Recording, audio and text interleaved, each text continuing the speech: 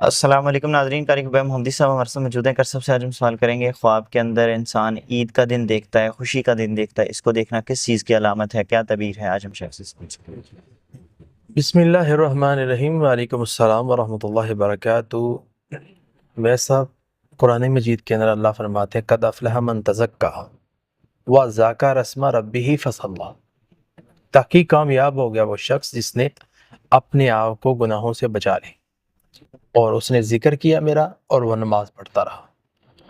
تو گناہوں سے بچاتا ہے انسان اپنے آپ کو رمضان میں، جیسے حدیث میں آتا ہے یا باغی الخیر اقبل، اے نیکی کرنے والے بڑھ جا، اے گناہ کرنے والے رک جا۔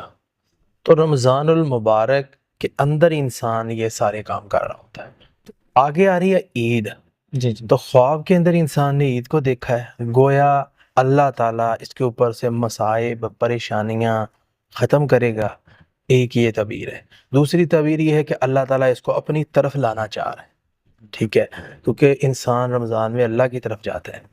تیسرے نمبر پر یہ ہے کہ انسان اپنی زندگی کے اندر محنتیں، کوششیں، سٹرگل کرتا رہتا ہے، جس کا اب رزلٹ آئے گا۔